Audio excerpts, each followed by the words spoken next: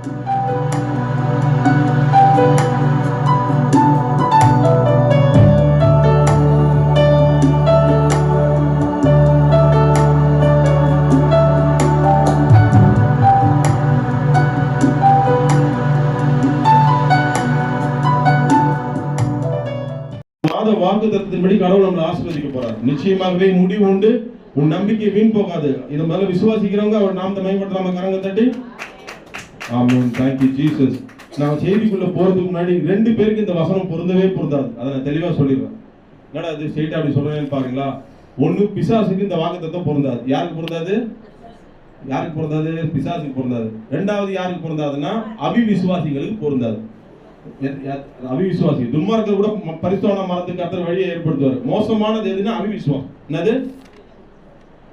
துன்மார்க்கம் கூட ஒரு நாளைக்கு பரிசுத்தவானா மாறிடலாம். ஆனா அவிவிசுவாசி இருக்கான் பாருங்க, 30 வருஷம் அதே நிலைமையிலேயே இருந்துட்டு வரதான். அவன் புத்தியில அவனுக்கு ஒரு கொட்டு கொட்டி அவனுக்கு புரிய வைக்கிறது தான் ரொம்ப கஷ்டமா இருக்கு இந்த காலத்துல. அதான் அந்த மாதிரி. ஸோ அவிவிசுவாசம் டேஞ்சர். எத்தனை பேர் சொல்றீங்க? பிள்ளை அருமையா பாட்டெல்லாம் காணிக்க பாட்டெல்லாம் கேட்டீங்க. என்ன பாட்டு? அந்த பாட்டு என்ன பாட்டு பாடினா? தெலுங்கு பாட்டா, கன்னட பாட்டா, ஹிந்தி பாட்டா, மலையாள பாட்டா? என்ன பாட்டு பாடினா? தமிழ் பாட்டு. என்ன பாடினா அந்த பிள்ளை? என்ன பாட்டு பாடினா? விசுவாசத்தை குறித்து பாடினான். உன் விசுவாசத்தின்படி கடவுள். அப்ப இந்த வார்த்தை விசுவாசமே ஒரு மனுஷனுக்கு உலகத்தை ஜெயிக்கிற ஜெயம். எத்தனை பேர் விசுவாசிக்கிறீங்க? இந்த வசனத்துல நான் சொல்லிட்டேன் 2 பேருக்கு அனுமதி கிடையாதுன்ட்டேன் இந்த வசனத்தை கேட்கறதுக்கு. யார் அவங்க? அப்ப நான் பிசாசு யாருமே பிசாசு கிடையாது. கரெக்டா? யாருமே பிசாசு கிடையாது. எல்லாருமே ஜெயம். ஆனா இன்னொருத்தரும் இருக்கிறாருப்பா. அவர் யார்? அவரு அவிசுவாசி. நம்ம அவிசுவாசியா? அப்படி நம்ம டெஸ்ட் பண்ணுமா இல்லையா?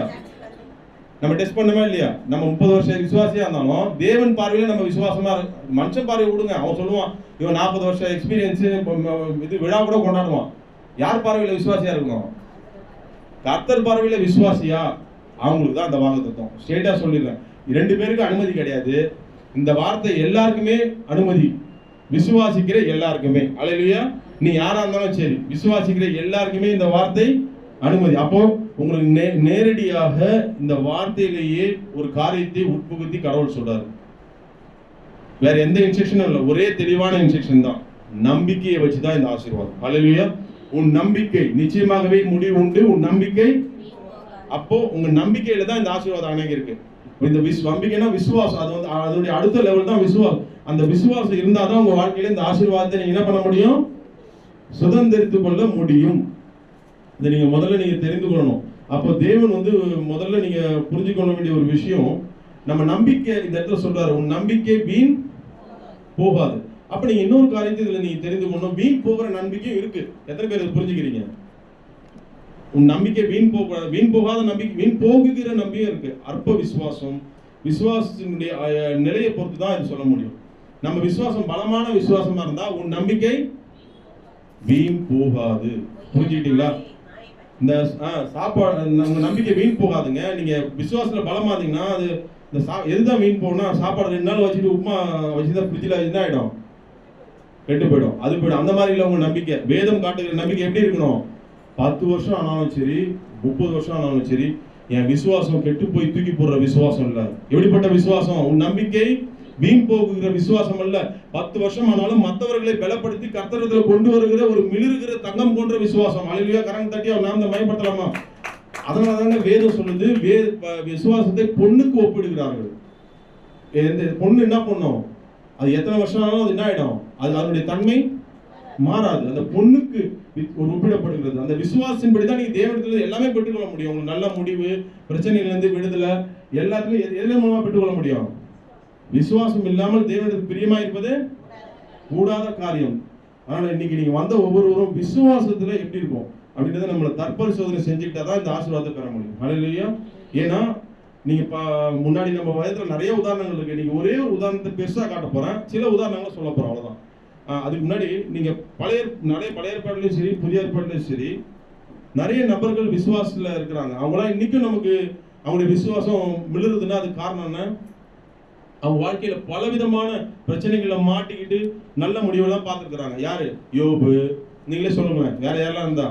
ஆபிரகாம் ஒரு நல்ல முடிவுக்கு குழந்தைக்காக வெயிட் பண்ணியிருந்தாரு.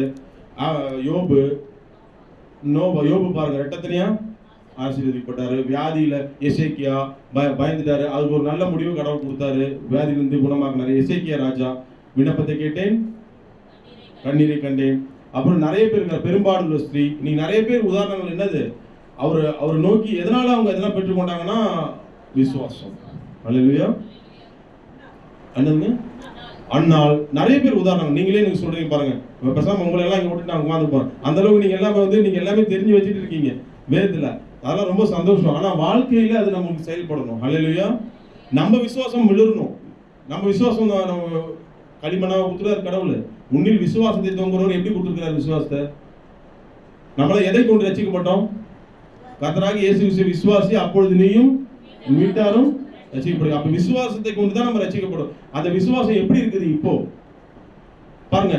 கர்த்தராகிய இந்த தெய்வத்தை விசுவாசிச்சு நம்ம ரட்சிக்கப்பட்டிருக்கோம். அது நமக்கு தெரியாம நடந்த நமக்கு கடவுள் கொடுத்த ஒரு பாக்கியம். எத்தனை பேர் விசுவாசிக்கிறீங்க? நமக்கு தெரியாது இப்படிலாம் நம்ம ரட்சிக்கப்படுவோம் அப்படின்னு. கர்த்தருடைய அன்பு நம்மளை ஒரு நாள் தொட்டு விசுவாசிச்சோம், நம்ம ரட்சிக்கப்பட்டிருக்கோம்.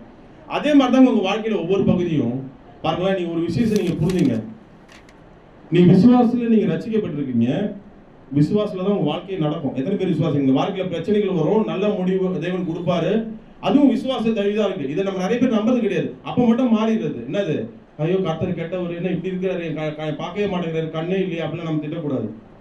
விசுவாசத்துல ரட்சிக்கப்பட்ட நீங்க விசுவாசத்துல உங்க வாழ்க்கையில ஒவ்வொரு மகிமையும் நீங்க காண்பீங்க. எத்தனை பேர் விசுவாசிங்க? அதனால தான் வேதம் சொல்லுகிறது, நீ விசுவாசித்தால் தேவனுடைய மகிமையை காண்பார். உங்களை ரட்சித்த விசுவாசம் முடிவு வரை உங்களை நடத்துகிற விசுவாசம். எத்தனை பேர் விசுவாசிக்கிறீங்க?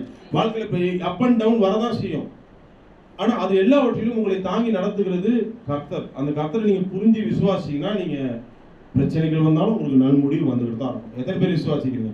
ஆனா நீங்க இந்த வார்த்தையை நீங்க அவங்க வாழ்க்கையில அனுபவிக்கணும்னா உன் விசுவாசத்தின்படி நீங்க விசுவாசிச்சாதான் இந்த வார்த்தையை நீங்க அனுபவிக்க முடியும். நான் தெளிவாவே சொல்லிட்டேன். இல்லைன்னா இந்த வார்த்தையுடைய ஆசீர்வாதத்தை நீங்களும் நானும் என்ன பண்ணிடுவோம், கோட்டை விட்டுடுவோம். நான் இன்னைக்கு நான் இந்த ஆசீர்வாதத்தை நான் கோட்டை விட்டுட்டு போறேன்னு எத்தனை பேர் உட்காந்துருக்கீங்க? அப்படியே தான் வந்திருக்கீங்களா? இல்லையா? வெரி குட், பரவாயில்ல, உஷாரா இருக்கிறீங்க. இன்னைக்கு இந்த ஆசீர்வாதத்தை எல்லாத்தையும் நான் சுதந்திரிச்சு தான் போறேன். ஹல்லேலூயா. நிச்சயமாகவே முடிவு உண்டு. எனக்கு ஒரு நல்ல முடிவு நான் பெற்றுட்டு தான் போவேன். நான் விசுவாசிக்கிறேன். எத்தனை பேர் விசுவாசிக்கிறீங்க? கர்த்தர் நிச்சயமா செய்வார் என் வாழ்க்கையில. இன்னைக்கு நான் எங்க போனாலும் ஒரு தைரியத்தோட போவேன். என் வாழ்க்கையில சேஞ்சஸ் பண்ண வேண்டியதெல்லாம், என்ன ஆல்டர் பண்ண வேண்டியதெல்லாம் அவர் பண்ணுவார். ஹல்லேலூயா. அதுக்கு எனக்கு தேவை, நீ எப்படிப்பட்டவன்றதெல்லாம் அவருக்கு தேவையில்லை. நீ எப்படிப்பட்டவனா, நான் சொல்லிட்டேன், 2 பேரா இருக்கக்கூடாது. ஒன்று பிசாசு, அவிசுவாசி. மற்றபடி நீ எந்த ஜாதியா இருக்கலாம், எந்த மதம், எந்த ஒரு இதுவாக இருந்தாலும் கர்த்தராகிய இயேசு விசுவாசிங்கன்னா நிச்சயமா உங்களுக்கு வீடு. ஹல்லேலூயா. நீ அதில் தான் பாரு, நான் சொன்ன இந்த நபர்கள்லாம் ஒவ்வொரு கேட்டகரி ஆஃப் பீப்புளாக இருப்பாங்க. பெரும்பாலும் ஸ்ரீ, பார்வையில்லாதவங்க, இது எல்லாமே ஒவ்வொருத்தரும் ஒவ்வொரு கேட்டகரியாக இருந்தால் கூட கர்த்தர் அதெல்லாம் பார்க்கல, அவங்க விசுவாசத்தை தான் பார்த்தாரு. எத்தனை பேர் விசுவாசிக்கிறீங்க? நீ என்னை விசுவாசிக்கிறாயா, நான் உன்னை சொஸ்தமாக்க முடியும்னு நீ என்னை விசுவாசிக்கிறியான்னு கேட்கிறாரு. அப்போ அவரை எதிர்பார்க்கறது எவ்வளோ நல்ல தெய்வம் பாருங்க. நமக்கு உங்ககிட்ட இருக்கிற பணத்தை வச்சுலாம் உன்னை ஆசீர்வதிக்கிறது இல்லை. நீ பணக்காரன் அப்படிலாம் இல்லை, நீ ஏழை அப்படிலாம் இல்லை, உன்னை ஒதுக்குறவரும் கிடையாது. உன்னை அந்த அளவுக்கு நேசிக்கிற, உன்னை உள்ளங்கையில வரைஞ்சிருக்கிறார். கணக்கு தட்டி தேவனை நாம் மயப்படுத்தலாமா? நம்ம நம்ப வேண்டியது, அவர் என் வாழ்க்கையில நிச்சயமா எனக்கு செய்வார் எல்லாவற்றையும். ஹல்லேலூயா. இதை அறிக்கை செஞ்சுக்கிட்டே இருக்கணும். எத்தனை வருஷம் பிரச்சனையா இருந்தாலும் என் வாழ்க்கையில அவர் முற்றுப்புள்ளி வைக்க அவரால் மாத்திரமே முடியும். எத்தனை பேர் நம்புறீங்க? அந்த நம்பிக்கையை இன்னைக்கு உங்களுக்குள்ள இன்னும் பலப்படுத்துறதுக்கு தான் இந்த செய்தி. ஓகேவா? அதனால நம்ம கர்த்தருக்கு ஒரு காரியத்தை தெளிவா சொல்லிடுறேன். விசுவாசம் தான் இந்த ஆசீர்வாதத்தை சுதந்திரத்தை கொள்றதுக்குன்னு ஒரு முக்கிய காரணமா இருக்க போகுது. நான் இன்னைக்கு சொல்ல போற இன்னொரு காரியம், கர்த்தருக்கு பிடிக்காத ஒரு காரியம் என்ன தெரியுமா? சொல்லுங்க பார்க்கலாம். அதை நீங்க தெரிஞ்சுக்கணும். கர்த்தருக்கு பிடிக்காத அதாவது ஒரு விபச்சாரம் பண்ணிட்டு ஒரு ஸ்திரீ வரும்பொழுது கூட அவங்கள ஒரு ஸ்திரீன்னா அவர் கூப்பிடுறாரு. என்ன கூப்பிடல அவரு? நல்லா கவனிங்க. என்ன கூப்பிடல? விபச்சாரியெல்லாம் அவர் கூப்பிடல.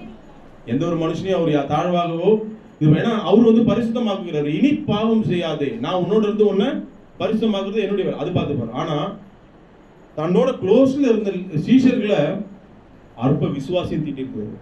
எத்தனை பேர் புரிஞ்சுக்கிறீங்க? அப்ப கர்த்தர் எதை பார்க்கறாரு?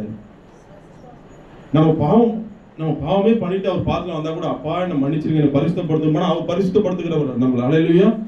ஆனா அவிவிசுவாசோட அவருடைய சமூகத்தில் உட்கார முடியாது. பாவிகளோட உட்கார்ந்து போஜனம் சாப்பிட்டவர் யாரு? எங்க இயேசு. பாவிகளோட உட்கார்ந்து என்ன சாப்பிட்டாரு? போஜனம் சாப்பிட்டாரு. ஆனா அவிவிசுவாசியோட கூட அங்க இல்ல, அவர் இருக்க மாட்டாரு. நீ தெரிஞ்சு வச்சுங்க. அவிசுவாசத்துல இந்த வார்த்தையை நீங்க பெறவே முடியாது. நீ இதை அழுத்தமா தெரிஞ்சு வச்சுங்க.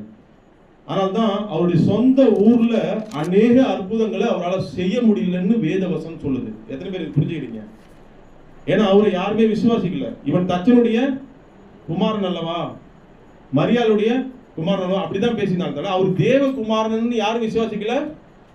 அவருடைய சொந்த ஊரார் விசுவாசிக்காததுனால அவங்க ஊர்ல அற்புதங்கள் நடக்கல. இன்னைக்கு உங்க வீட்லயும் என் வீட்லயும் அற்புதங்கள் நடக்காம இருக்கிறதுக்கு காரணம் என்னன்னா, யாரோ என் சித்தப்பா பையன் யாரோ ஒருத்தன் சொந்தக்காரன் எனக்கு விரோதமா பில்லி சூன்யம் பண்ணிட்டாலும் கிடையாது. என்ன காரணம் நீங்க சொல்லுங்க. பால சொன்னது வெரி குட். அவருக்கா ஒரு கரண்ட தட்டலாமே வெளிமா. என்ன காரணம்? அவிவிசுவாசம். இந்த பில்லி சூன்ய கட்டு, அந்த கட்டு, இந்த கட்டுலாம் கிடையாது. அதெல்லாம் அவருக்கு எடுத்து போட்டுருவாரு. அவருக்குலாம் லேசான. ஆனா அவிவிசுவாசம் அவருக்கு பிடிக்காது. தயவுசெய்து நீங்க நோட் பண்ணீங்க. இன்னைக்கு வந்த நீங்க எல்லாரும் அவிசுவாசம் இருந்துச்சுன்னா கடவுள் உங்க வாழ்க்கையில அற்புதம் பண்ண மாட்டாரு. அதனால நீங்க ஒரு காரியத்தை நான் சொல்லிட்டு சில உதாரணங்களை காட்ட போறேன். இந்த அவிவிசுவாசம்ன்றது அதுக்கு நான் உங்களுக்கு சொல்லணும்னா நம்ம உடலை பத்தி காட்ட போறேன். என்ன சொன்னேன்? நம்ம உடம்பு ஆரோக்கியத்தையும் அவிவிசுவாசத்தையும் வச்சு காட்ட போறோம். நம்ம உடம்பு நல்லா இருந்தா தான் நம்ம என்ன பண்ண முடியும்? நம்ம நல்லா இயங்க முடியும், ஓட முடியும், சிக்கன் கடைக்கு போக முடியும், வாங்க முடியும், நம்ம சந்தோஷமா ஜாலியா வெளியிலாம் போயிட்டு வர முடியும். என்ன பண்ண முடியும்? அவன் தான் சிக்கன் கடை ஞாயிற்றுக்கிழமை ஞாபகம் வந்துச்சா? ஓகே பாருங்க. இப்போ நம்ம இன்னைக்கு எல்லாமே உடம்பு நல்லா தான் என்ன பண்ண முடியும்? ரன்னிங்லாம் ஓட முடியும், சந்தோஷமா இருக்க முடியும். கரெக்டா இல்லையா? அப்போ உடம்பு நல்லா இல்லைன்னா அந்த உடம்புல ஒவ்வொரு சின்ன சின்ன பிரச்சனைகளும் உங்கள்கிட்ட சொல்ல போறேன். அது போல நம்ம அவிவிசுவாசம் இருந்துச்சுன்னா இன்னைக்கு அது போகணும். அதுதான் உடம்போட எக்ஸாம்பிள் காட்டிட்டு நான் போறேன். உடம்புல தலைவலி இருந்தா என்ன ஆகும்? உடம்பு தலைவலி அளவு தான் எனக்கு அவிவிசுவாசம் இருக்குங்க. கொஞ்சோடு தலைவலி மாதிரி தான் எனக்கு அவிவிசுவாசம் இருந்துச்சுன்னா தலைவலி என்ன பண்ணும்? உடம்ப என்ன பண்ணணும்? உடம்ப அந்த நேரத்தில் யாராவது பேசுனா அவிவிசுவாசத்தோட அந்த மாதிரி அவிவிசுவாசம் இருக்கா? மற்றதெல்லாம் மற்ற பாட்டுலாம் கரெக்டாக இருக்கு. கடவுளை ஸ்தோத்திரம் பண்ண எல்லாம். ஆனால் தலைவலி அளவு யாராவது பேசினா டென்ஷன் ஆயிருங்களா? அவிவிசுவாசமா இருந்து அந்த அவிவிசுவாசத்தை நீக்கி போடுங்க. கொஞ்சமா அந்த தலைவலி அளவு தான் இருந்தாலும் இன்னைக்கு அந்த அவிவிசுவாசம் உங்களை விட்டு போகணும். அடுத்து இன்னொரு லெவல்ல என்னது? டைஃபாய்டு லெவல்ல இருக்குதா?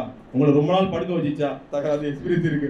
அது அவிசுவாசம் உங்களுக்கு இருந்து கத்தரை நம்ப விடாம ஆலயத்துக்கே போறேன், ஆலயத்துக்கே போக முடியல, நான் வீட்டில் தான் இருக்கேன், மாறி ஒரு நாள் போறேன், ஒரு வாரம் போக மாட்டேன். அதுக்கு பேர் தான் டைஃபாய்டு அவிசுவாசம். என்ன அவிசுவாசம்? டைஃபாய்டு மாதிரி இருக்கும் உங்க அவிசுவாசம். அதுதான் உடம்போட சொல்றேன். அந்த அவிசுவாசம் இன்னைக்கு போகணும். ஏன்னா உன் வேதனையை அவர் நீக்கிக்கிறார். உன் அவிசுவாசத்தை நீக்கி போறதுக்கு அவர் ரெடியா இருக்கிறார். நம்ம விசுவாசம் வச்சு ஏன் உடம்போட ஒப்பிடனா, உடம்பு ஒரு நாள் செத்துரும். ஆனா விசுவாசம் வாழும் போதே செத்த விசுவாசமா பார்க்கப்படுது. எத்தனை பேர் விசுவாசிங்க? நீங்க நம்ம சரியா விசுவாசிக்கலாம். வாழும் பொழுதே செத்த விசுவாசம் வேதம் தான் சொல்லுது. விசுவாசத்தை செத்த விசுவாசம். இப்ப நான் சொன்னேன், இப்போ டைஃபாய்டு லெவல்ல இருந்தாலும் அதை குணமாக்க அவரால முடியும். அல்லேலூயா. இன்னைக்கு ஒப்பு கொடுங்க. மூணாவது பல்லு வலி. இதுதாங்க ரொம்ப டேஞ்சர். என்ன சொன்னேன்? பல்லு வலி. இந்த பல்லு வலி அளவுக்கு விசுவாசம். பல்லு இவ்வளோன்னு தானங்க பல்லு. என்ன ஆயிட போகுதுன்னு நினைக்கிறீங்க? இன்னைக்கு விசுவாசிங்க புலம்பெல்லாமே பல்லு வலிக்கு ஒப்பானது. அதுக்கு என்ன? அது அவிசுவாசம். ஒரு பல்லு வலி ஒரு மனுஷனை என்ன பண்ணுறது சொல்லுங்க பாரு. அனுபவிக்கிறவங்க சாதாரண பல்லு வலி தானே. மற்றெல்லாம் நல்லா தான் இருக்கு, ஜாலியா இருக்கலாம் அப்படின்னு இருக்க முடியுதா? என்ன பண்ண முடியுது? இன்னும் இப்படி வச்சு இன்னும் இறந்து போயிட்ட மாதிரி யாரும் இப்படி வச்சுட்டு எத்தனை பேர் வரும்? அப்போ பல்லு வலி என்னது? எவ்வளவு மோசமானது? டைஃபாய்டை விட மோசமா. அதை விட சொல்றாங்க பாருங்க. அவ்வளோ டேஞ்சர். அவ்வளோ பெருசா நீங்கி போயிடுது. குட்டியோட்டு பழுதான். அந்த அளவுக்கு தான் எனக்கு பிரதர் அவிசுவாசம் இருக்கு. அது என்ன பண்ணிட போகுது? அதுதான் உன்னை புலம்ப வைக்குது. கர்த்தர் அதை செய்யல, இதை செய்யல, என் வாழ்க்கையில நல்ல முடிவு இல்லைன்னு சொல்லி புலம்ப வைக்குது. அந்த புலம்பல் இருக்கா? உங்களுக்கு பல்லு வலி அளவு இருக்கு அவிசுவாசம். இன்னைக்கு அதுவும் நீங்க போகுது. எத்தனை பேர் விசுவாசிக்கிறீங்க? பல்லு வலி தானே சொல்லி கேர்லஸா இருக்க போறீங்களா? கிராம்பு ஏதாவது வச்சு நீங்க அடைக்கிறது போல இன்னைக்கு என்ன பண்ண போறீங்க? கிராம்பெல்லாம் விடுங்க. கர்த்தருடைய வார்த்தையே உங்களுக்குள்ள புகுத்துங்க. கரங்க தட்டி நாம் தான் மயப்படுத்தலாமா? உங்க விசுவாசம் ஒவ்வொரு லெவல்ல என்ன லெவல்ல இருக்குன்னு தெரிஞ்சுட்டாதான் இந்த ஆசீர்வாதத்தை நம்ம பெற்றுக்கொள்ள முடியும். எத்தனை பேர் புரிஞ்சுக்கிறீங்க?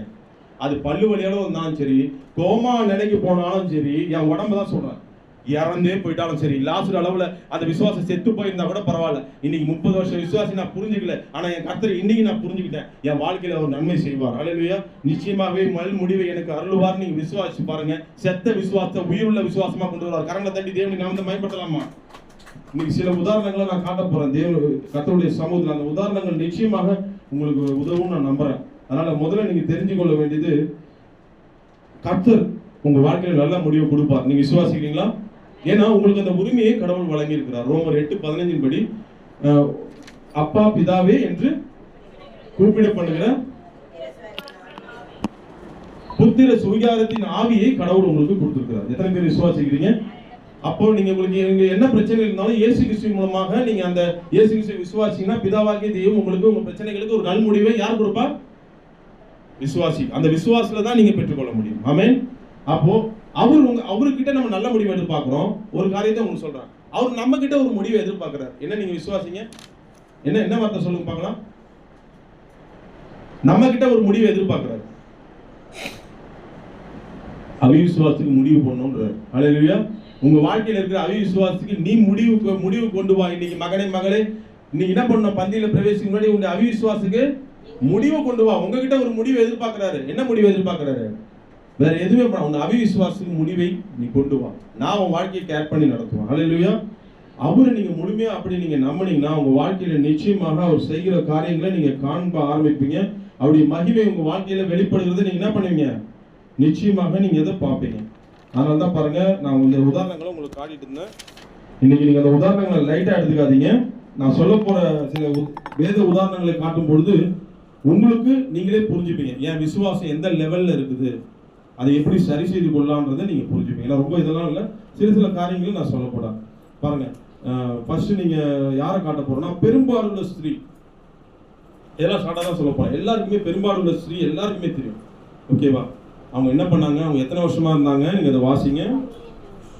லூக்கா 8ஆம் அதிகாரம் 43-44 வாசிங்க.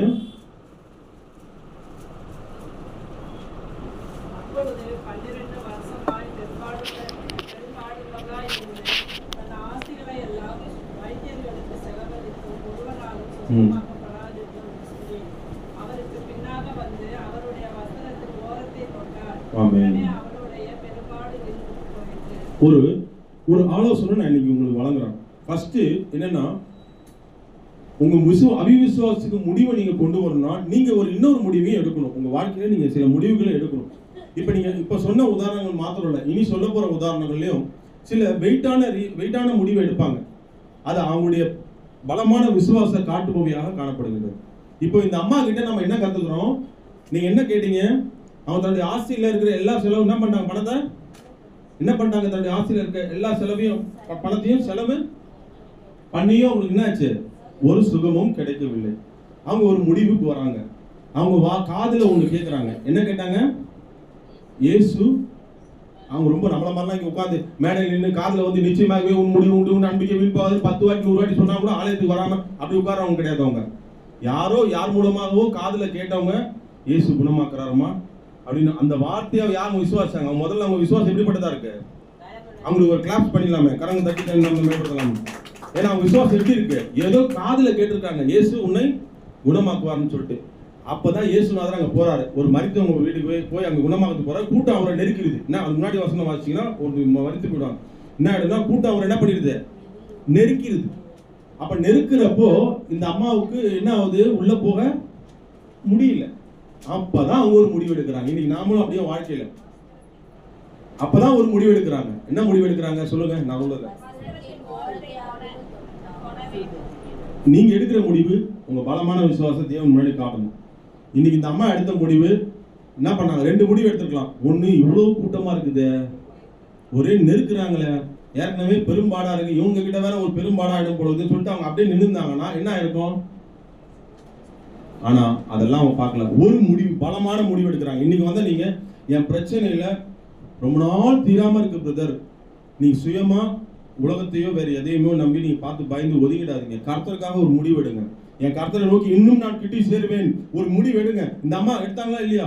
நான் இன்னும் போய் அவரை தொடுவேன். அவர் இன்னைக்கு நம்ம பிரச்சனைலாம் நிரப்புறாரு. நான் அவரை விட்டு வெளியில ஓடிடுறேன். எனக்கு ஒரு நல்ல முடிவு வரதுக்காக உலகத்தை தேடுறேன், சொந்தக்காரனை தேடுறேன். எவனே எனக்கு நல்ல முடிவு கொடுக்க மாட்டேங்கிறான். யாரு கொடுக்குறா? நான் இன்னைக்கு ஒரு முடிவு எடுங்க. ஆலயத்துல உட்கார போறேன். அவருடைய பிரச்சனத்துல நான் நிறைய கத்துக்கு ஆலயம்னா ஒவ்வொரு வாட்டியும் ஆலயத்துக்கு வர முடியாது. நானே ஒரு ஆலயமா இருக்கேன். வீட்டுல தனியா ரூம்ல உட்கார்ந்து ஜெபிக்க போறேன். உங்க பிரச்சனத்தை இறங்குப்பா, நீங்க என்ன தொடுங்கப்பா. உங்க தொட்டா குணமாக முடியல, நான் விசுவாசிக்கிறேன். என் பிரச்சனைகள், என் வியாதிகள் எதுவா இருந்தாலும் நான் உங்களை தொட போறேன். ஆண்டவரே சொல்லுவீங்களா? ஒரு முடிவு நீங்க அவர் மட்டும் முடிவு கொடுக்கணும்னு எதிர்பார்க்கறீங்களா? நீங்க ஒரு முடிவு எதிர்க்க மாட்டீங்களா? இந்த அம்மா ஒரு முடிவு எடுத்தாங்க. என்ன முடிவு எடுத்தாங்க? அவரின் வஸ்திரத்தை நீங்களும் எடுக்கணும். இந்த அம்மா எடுத்து என்ன ஆச்சு? வாசிங்க. இந்த என்னாச்சு? அவருக்கு பின்னாக வந்து அவருடைய வஸ்திரத்தின் ஓரத்தை தொட்டாள். உடனே அவருடைய பெரும்பாடு நின்று போயிற்று. அப்பொழுது இயேசு, என்னை தொட்டது யார் என்று கேட்டார். எங்களுக்கு தெரியாது என்று எல்லாரும் சொன்னபோது பேதுருவும் அவனுடனே கூட இருந்தவர்களும், ஐயரே, திரளான ஜனங்கள் உம்மை சூழ்ந்து நெருக்கிக் கொண்டிருக்கிறார்களே, என்னை தொட்டது யார் என்று எப்படி கேட்கிறீர் என்றார்கள். நீங்க எல்லாருமே என்ன பண்ண, ஒரு பேனால கூட எழுதி வச்சீங்க, அவரை தொட்டது வந்து இந்த அம்மாவுடைய பலமான விசுவாசம். மத்தெல்லாம் அந்த அம்மாலாம் விட்டுடுங்க. நான் என்ன பண்ண போறீங்க, அது ஒரு பேனால கூட நோட் பண்ணி வச்சுங்க. என் விசுவாசம் என் தெய்வத்தை தொடுதா, ஒரு கேள்விக்குறி போட்டு வச்சுங்க. ஒப்பிட்டு பாருங்க, கேள்விக்குறி போட்டு வச்சுங்க. என்னுடைய பலமான விசுவாசம் என் இயேசுவை தொடுதா, என்ன சொல்ல போறீங்க? அப்பதான் இந்த ஆசீர்வாதம் என் வாழ்க்கையில். இந்த அம்மாவுக்கு ஒரு நல்ல முடிவு வந்துச்சா இல்லையா? என்ன நாங்க அந்த அம்மா பெரும்பாடு தீங்கி இதுதான் இயேசு செய்ய. ஹல்லேலூயா. அவர் இத்தனை பேர் மத்தியில் அவரை தொட்டது, அங்க இருக்கிறவங்க யாருமே யாருடைய விசுவாசமும் அவரை தொடுகிறதாக இல்லை. ஆனா இந்த அம்மாவோட விசுவாசம் தான் அவரை தொட்டது. அதுதான் சாதாரண விசுவாசம் கிடையாது, பலமான விசுவாசம். அதுக்கு காரணம் அவங்க எடுத்த முடிவு. நான் வஸ்திரத்தின் என்ன கர்த்தர், நீங்க முடிவெடுங்க. ரொம்ப நாள் என் பிரச்சனை தீர மாட்டேங்குது, நான் எங்க அங்க அங்கன்னு ஓட வேணாம். நான் கர்த்தருடைய பாதத்துல தினமும் உட்கார போறேன், ஒரு 1 hour ஜெபிக்க போறேன். என் பிரச்சனை ஏதோ ஒன்று என்ன அழுத்து டிஸ்டர்பன்ஸ் பண்ணுது, பரவாயில்ல, இனிமேல் போனதுல என் காலுக்கு ஒரு கட்டை போட்டு வீட்டுக்குள்ளே உட்கார போறேன், கர்த்தரை நோக்கி பார்க்க போறேன், நிச்சயமா என் வாழ்க்கையில ஒரு நல்ல முடிவை கொடுப்பார் அப்படின்னு சொல்லி அவர் வஸ்திரத்தின் ஓரத்தை தொடர்றது போல அவர் பிரசனத்துல நீங்க நிறைய விட்டு கொடுங்க, நிச்சயமா விடுதலை கொடுப்பார். கரங்க தட்டி அவர் நாம் மேம்படுத்தலாமா? நல்ல முடிவு உங்க வாழ்க்கையில ஒரு தீர்வை நீங்க உணர்வீங்க. ஹல்லேலூயா. அவர் என்னை நோக்கி கூப்பிடு, அப்பொழுது ஏன்னா தயவுசெய்து இந்த வசனமும் வாசிங்க. எரேமியா 29:11. மனுஷன் கொடுக்கறதெல்லாம் உங்களை ஏமாத்திடுவாங்க, நன்மை போல இருந்து தீமையா மாறிடும். ஆனா கர்த்தர் நீங்க எதிர்பார்க்கிற முடிவை கொடுக்கிறாரு. எரேமியா 29:11 வாசிங்க. நான் உங்கள் பேரில் நினைத்திருக்கிற நினைவுகளை அறிவேன் என்று கர்த்தர் சொல்கிறார். அவைகள் தீமைக்கல்ல, சமாதானத்துக்கு ஏதுவான நினைவுகளே. ஹல்லேலூயா. கர்த்தர் கொடுக்கிறது எப்படிப்பட்ட தீமைக்கானது இல்லைங்க, சமாதானத்துக்கு ஏதுவான. உங்களுக்கு நீங்க எதிர்பார்க்கிற முடிவை உங்களுக்கு யார் தரா? கர்த்தர் தராருங்க. அப்படின்னா நீங்க கொஞ்சம் யோசிச்சு பாருங்க. அந்த அம்மாவுக்கு பெரும்பாடு ஸ்ரீக்கு எதிர்பார்க்குறேன், என் பெரும்பாடு போகணும், ஐயோ என்னால் முடியலையே, என்னால் ஒரு நிம்மதியா இருக்க முடியலையே. அவர் எதிர்பார்த்த முடிவை கர்த்தர் கொடுத்தார். ஹல்லேலூயா. அதுதாங்க கர்த்தர். அது எதிர்பார்க்கிற அந்த முடிவுக்கு கொடுக்கிற கர்த்தர் உங்களோட கூட இருக்கிறார்.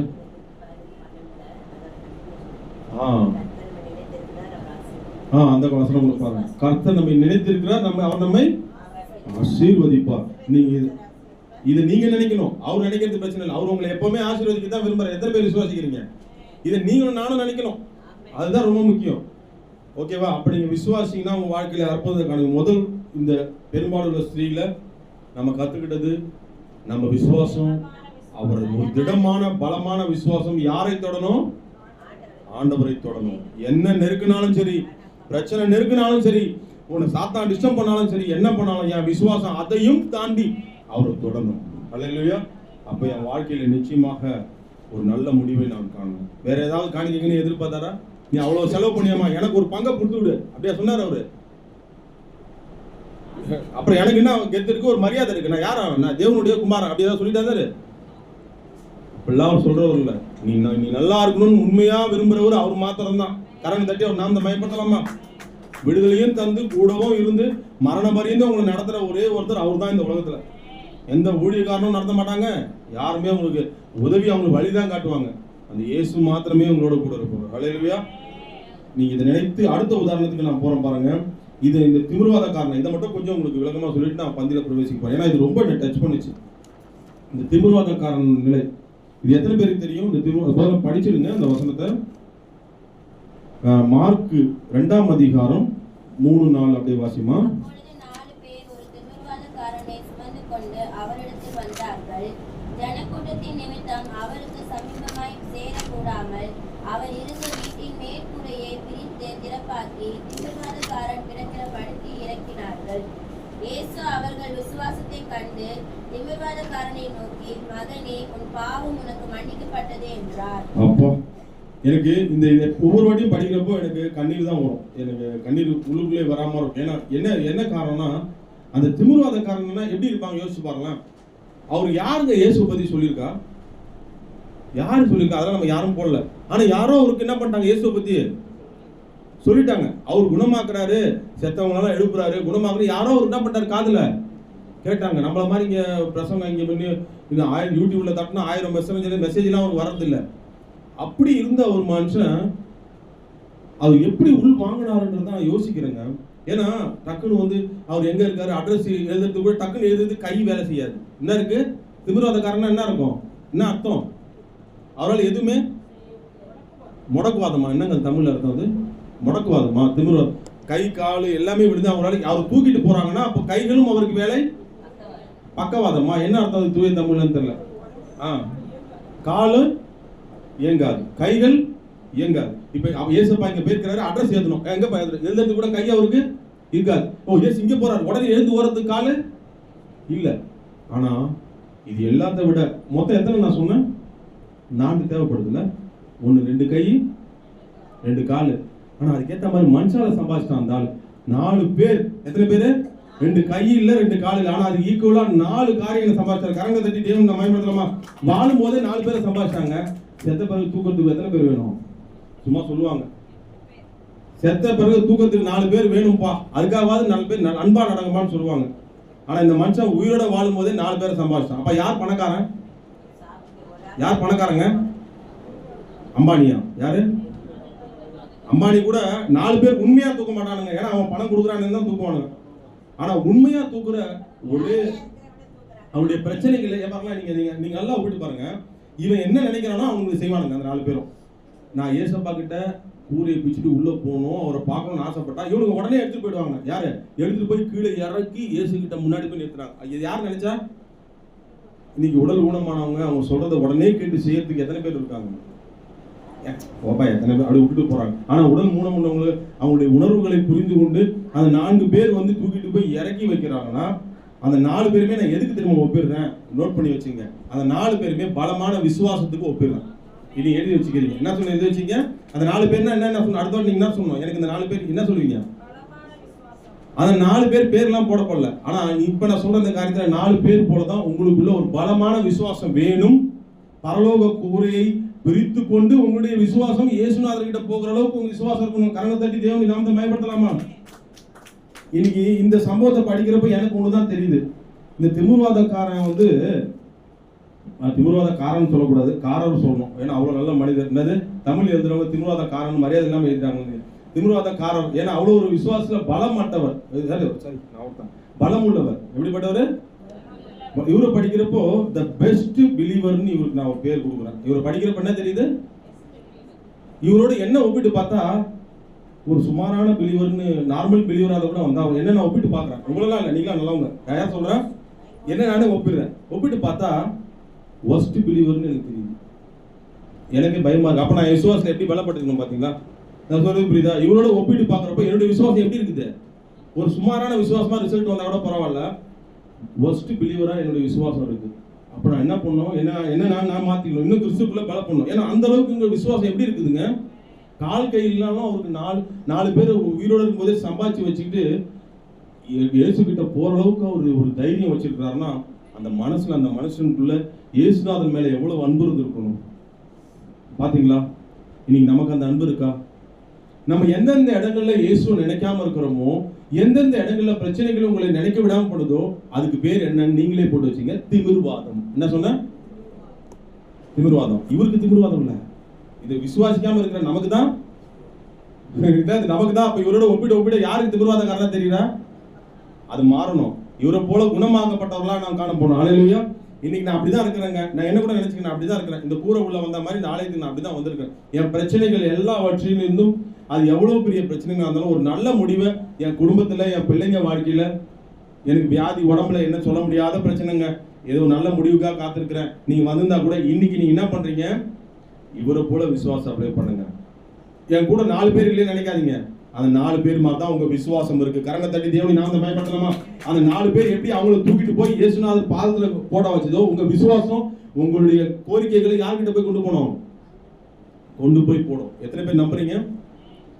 என்ன கூற இருந்தாலும் சரி, நிச்சயமா உங்களை கொண்டு போய் சேர்க்கறது தான் உங்களுடைய பலமான விஷயம். ஒரு காரியத்தை உங்ககிட்ட நான் கேட்கிறேன், இந்த 4 பேர் இந்த திமிர்வாதத்தை கூட்டு திமிர்வாதக்காரனை மேல தூக்கிட்டு போறப்போ யாராவது தடை பண்ணாங்களா? அந்த வீட்டுக்காரன் ஏன்பா கஷ்டப்பட்டு இப்பதான் நான் கூரை கட்டிருக்கேன், நீ பாட்டு பிடிச்சிட்டு உள்ள இறங்க, அவனை பிடிச்சி வேலை தூக்கு போடுங்க அவங்க அப்படி யாராவது வீட்டுக்காரன் சொன்னாங்களா? சொல்றது உரிமை இருக்குல்ல, சொன்னாங்களா? சொல்லல. வீட்டுக்காரனுக்கு தான் அதிக பாதிப்பு. என்னது கூரையை என்ன பண்றான்? அவன் பிரிச்சுட்டு உள்ள இறக்குறான். அப்போ எவ்வளவு யாருமே அவனை தடை. இன்னைக்கு உங்ககிட்ட ஒரு கேள்வி கேட்க போறோம். ஆண்டவர் அதை கொடுத்துருவாரு நம்பிக்கை. ஆனா கொஞ்சம் யோசிச்சு பாருங்க, யாரா இருந்தாலும் பிராக்டிக்கலா கூரை போனா என்ன நினைப்பாங்க? இப்ப இந்த வீடே இருக்கு, கூரையை பிடிச்சி யாரும் இறங்கினா என்ன பண்ணுவீங்க? ஏன்பா இப்பதான்ப்பா கஷ்டம். அந்த வீடு நான் சொல்றேன், இப்பதான் கட்டாங்க இறங்கினா என்ன ஆகும்? நமக்குள்ள மனசுக்குள்ள பால் போறதுக்கே பொறுமையாடுது, டப்புன்னு போறாங்களே இதுவாயிடுது மனசு. அப்போ கூரையை பிரிச்சா இப்போ எல்லாருக்குமே ஒரு சோகம், ஒரு வருத்தம் வருமா வராதா? பொறுமையா சாந்தமா உட்காந்து கர்த்தர் பண்ணி மன்னிப்பாராங்கன்னு உடனே சொல்ல முடியாது. கொஞ்சம் கொஞ்சமா பிராக்டிஸ் பண்ணணும். அப்போ என்ன பண்ணோம்? அப்போ நம்ம என்ன கத்துக்கிறோம்னா இந்த காரியத்துல இப்போ உங்ககிட்ட ஒரு கேள்விகளை நான் கேட்க போறேன். ஓகேவா? இதுக்கு யாராவது தடை பண்ணாங்களா? அங்க இருக்கிற சூழ்ந்து இருக்கிற கூட்டம் அவங்களை தடை பண்ணிச்சா? ஏன்டா உள்ள போறேன்னு சீடர்கள் அன்பா இருந்திருக்காங்க. சீடர்கள் தடை பண்ணல. ஏன்னா தேவன் உள்ள வர வைக்கிறாரு. இவனை பத்தி மகிமை எல்லாருக்கும் தெரியணுன்றதுக்கு தான். தேவன் ஒரு மனுஷனை உள்ள கிட்ட நெருங்கத்துக்கு இடம் வச்சா யாருமே அவனை தடை பண்ண முடியாது. எத்தனை பேர் விசுவாசிக்கிறீங்க? இப்படிதான் நினைச்சிட்டாருங்க. உங்க வாழ்க்கையில நல்ல முடிவு கொடுத்து அவர் நினைச்சிட்டாரு. எத்தனை பேர் விசுவாசிக்கிறீங்க? அது யாருமே தடை பண்ண முடியாது. ஆனா ஒருத்தர் தடை பண்ண முடியும். அதை நான் சொல்ல போறேன். ஒரு 4-5 ஆப்ஷனை கொடுத்து சொல்ல போறேன். தடை பண்ணக்கூடிய நபர்களை நான் லிஸ்ட் சொல்ல போறேன். நீங்க தான் ஆன்சர் சொல்லணும். சொல்லுவீங்களா சொல்ல மாட்டீங்களா? ஃபர்ஸ்ட் தடை பண்ணக்கூடிய நபர் சாத்தான். ஏ, இது நம்பர் 1 ஆப்ஷன். ரெண்டாவது பி, குட்டி சாத்தான். என்னது? மூணாவது ஆப்ஷன் மோகினி பேய். என்னது? 4வது ஆப்ஷன் ரத்த காட்டேரி. 5வது ஆப்ஷன் நாம. இதுல யாரு? அதாவது நமது அவிசுவாசம். இப்ப நான் சொல்ல, நானும் பயங்கரமான பேர்லாம் சொல்லியிருக்கிறேன். அவங்களாம் தடை பண்ண மாட்டேங்கிறாங்க. யார் தடை பண்றா? சாத்தானா, குட்டி சாத்தானா, மோகினி பேயா, ரத்த கட்டேரியா, இல்ல நமது அவிசுவாசமா? கரெக்டா சொன்னீங்க. உங்களுக்கே ஒரு கிளாஸ் பண்ணிக்கலாமா? கரங்க தட்டி நம்ம. அப்போ இந்த இடத்துல இந்த மனுஷனை தடை பண்ணிருக்கணும்னு இருந்தா எது தடை பண்ணிருக்கோம்? ஐயோ உள்ள போக முடியாது, என்னை தூக்கிட்டு போகும்பா வீட்டுக்கு அப்படின்னு சொல்லியிருக்கலாம். ஆனா எது தடை பண்ணல? இன்னைக்கு வந்தது தான். இன்னைக்கு என்ன ஆனாலும் சரி, ஆல்ரெடி நான் செத்து போன மாதிரி தான் இருக்கேன், திமிர்வாதக்காரனா இருக்கிறேன். என்னது? இன்னைக்கு என்ன ஆனாலும் சரி உள்ள நுழைஞ்சே ஆகணும்பா. அந்த 4 பேருக்கு என்ன எப்படி சொன்னாலும் தெரியல, நல்ல வாய் ஒன்றும் வாதம் இல்லை பொழுது. அவர் சொல்றதை புரிஞ்சுக்கிட்டாரு. அந்த 4 பேருமே புரிஞ்சுக்கிட்டு ஆமா ஏசப்பா நீ பார்த்தே ஆகணும் அப்படின்னு இறங்கி அந்த அளவுக்கு போறாங்க. அதனால தான் இயேசு அதை வாசிங்க, அந்த ஒரு வாசிங்க. இயேசுவானவர் எவ்வளவு சந்தோஷப்படுறாரு பாருங்க. இல்லம்மா, அந்த இயேசு சந்தோஷப்படுவாரு. இவர்களுடைய விசுவாசத்தை பார்த்து ஆச்சரியப்பட்டு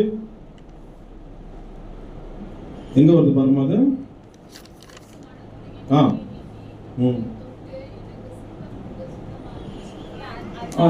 இல்ல இந்த திமிர்வாதக்காரன் சம்பவத்துல விசுவாசத்தை பாருங்க. அவங்க திமிர்வாதத்தையும் நீக்கிறது இல்லாம பாவங்களே மன்னிக்கிறார். யாரு? அவர் அடுத்த டபுள் ஆசீர்வாதத்தை அவர் வாங்கிட்டு போறாரு. அப்போ அதுக்கு காரணம் என்ன? இந்த மனுஷன் எல்லாத்தையுமே தாண்டிட்டு இயேசு மேல இவ்வளவு அனுபவிக்கிறார்னா நம்மளால வைக்க முடியாதா? இந்த மனுஷன் பிரசங்கம் கூட அதிகமா கேட்கல. நீ நமக்கு வாரம் பிரசங்கம் போகுது. என்னதுங்க? இயேசு உன்னை குணமாக்குகிறார், இயேசு உன் கண்ணீரை துடைக்கிறார், பாவத்திலிருந்து விடுதலையாக்குறார், சாபத்திலிருந்து வாரம் நம்ம கேட்கிறோமா இல்லையா? பாட்டு கேட்கிறோம், எல்லாம் கேட்கிறோம். ஆனா இப்ப யாருடைய விசுவாசம் பெருசா இருக்கணும் சொல்லி பாருங்க. இந்த மனுஷன் கேட்டாலும் கொஞ்சம் தான் கேட்டார், நாம நிறைய கேட்கிறோம். அப்ப நம்ம விசுவாசம் எப்படி இருக்கணும்? நம்ம விசுவாசம் லெவல வச்சுங்க. விசுவாசம் எப்படி இருக்கணும்? ஆரோக்கியமான உடம்புமா இருக்கணும். அதுல தலைவலி பல்வலி மாதிரிலாம் இந்த மாதிரிலாம் வச்சுட்டு இருந்தோம்னா என்ன? உடம்பு இது வர மாதிரி அவிசுவாசம் உடம்பு என்ன பண்ணிடும்? டேமேஜ் பண்ணிடும். கருவாடா என்னது காடா? அப்ப புரிஞ்சுட்டீங்களா? அப்ப நம்ம அதான் சொல்றேன், கரெக்டா சொல்லுங்க. அப்ப புரியுதா? பஸ்மம் ஆயிடும். நம்ம கவனமா, நம்ம அவிசுவாசம் தான் நமக்கு ரொம்ப பெரிய தடை. இன்னைக்கு பந்தியில எல்லாரும் இயேசு கிறிஸ்துவின் பந்தியில பிரவேசிக்கிறதுக்கு முன்னாடி நம்ம அவிசுவாசத்தை என்ன பண்ணணும்? முற்றிலுமாக பஸ்மமாகத்துக்கு விட்டுணும். அவர் நிச்சயமாக உங்களுக்கு விசுவாசத்தை வர்த்திக்க செய்வார். நம்ம யாராவது நீங்க விசுவாசத்துல குறைவா வந்தா கூட நீங்க கேளுங்க, ஆண்டவரே விசுவாசத்தை வர்த்திக்க செய்யுங்கப்பான்னு. நிச்சயமா கர்த்தர் செய்வாரா செய்ய மாட்டாரா? பாருங்க, அவர் எப்பேற்பட்ட பல வருஷம் சாபமா இருந்தாலும் சரி, அதுல இருந்தும் உன்னை விடுதலை ஆக்குகிறவர் நம்மளை நிச்சயமா விடுதலை ஆக்க மாட்டாரா? இன்னைக்கு இந்த திமிர்வாதக்காரனை எப்படி குணமாக்கி எவ்வளவு அழகா அனுப்பிச்சு விட்டார் பாருங்க. அழுக்கோட வந்தவனை நல்லா குளிப்பாட்டி ஃப்ரெஷ்ஷா ட்ரெஸ் போட்டு பவுடர் பூசி ஒரு அம்மா முத்தமிடுறது போல முத்தமிட்டு அமைச்சது போல அழகா வச்சு விட்டுருக்கிறாரு. நீங்க உங்களே அனுப்ப போற எத்தனை பேர் விசுவாசிக்கிறீங்க? எந்த கவலைகளோட கூட நீங்க வந்தாலும் உங்களுக்கு பவுடர் போட்டு அழகுபடுத்தி இந்தாடா செல்லணும் முத்தம் கொடுத்து அனுப்புறது போல இந்த வார்த்தைகளை கொடுத்து அழகுபடுத்தி அனுப்ப போறாரு. கணக்கு தட்டி அவன் நான் பயன்படுத்தலாமா? ஒரு நல்ல முடிவை உங்களுக்கு கொடுத்து அனுப்ப போறாரு. நீ எதை குறிச்சும் கவலைப்படாது. இன்னைக்கு போய் என் வீட்டுல பின்னாடி பிள்ளை இவன் வச்சானா அந்த லெமன் வச்சானா அது வச்சானா பார்க்கவே பார்க்காதீங்க. ஏன் என்ன பண்ணாலும் உங்களுக்கு ஒண்ணுமே ஆகாது. ஹல்லேலூயா. உனக்கு விரோதமா உருவாக்கப்படும் எந்த ஆயுதமும், ஆனா எனக்கு விரோதமா இருக்கிற ஒரே ஆயுதம் நான் தான், என்னுடைய அவிசுவாசம் தான். என்னது அப்ப என்ன சொல்ல போறேன்? அந்த ஆயுதம் வரக்கூடாது. எனக்கு விரோதமா இருக்கிறவங்க அவன் கண்ணாடியில போய் கேட்கணும் நான் தான். அப்ப என்ன பண்ணோம்? முதல்ல தான் மாத்திக்கணும். எனக்கு விரோதமா நான் இருக்கக்கூடாது, என் அவிசுவாசம் இருக்கக்கூடாது. என் இயேசு, அதனால தான் வேசவசனம் தெளிவாக சொல்லுகிறது, தேவனாலே எல்லாம் கூடும். தேவனாலே கூடாத காரியம் நீ என்னதான் அவர்கிட்ட எடுத்துட்டு போனாலும் அவர்கிட்ட முடியாதுன்னு ஒண்ணு கூட திருப்பி ஆச்சுன்னா இல்லவே இல்லை. செத்து போன 3 நாள் ஆயிடுச்சு லாசர்னு சொன்னா கூட அவர் எழுப்பி விட்டுறாரு. ஆமா 4 நாள் என்ன ஆனாலும் சரி உங்களை நிச்சயமாக உங்களுடைய பிரச்சனைகளுக்கு ஒரு நல்ல முடிவை அவர் கொடுக்க விரும்புகிறார். ஆபிரகாமுக்கு ஒரு நல்ல முடிவை 100வது வயதுல அவர் கொடுத்தார். என்ன கொடுத்தாரு?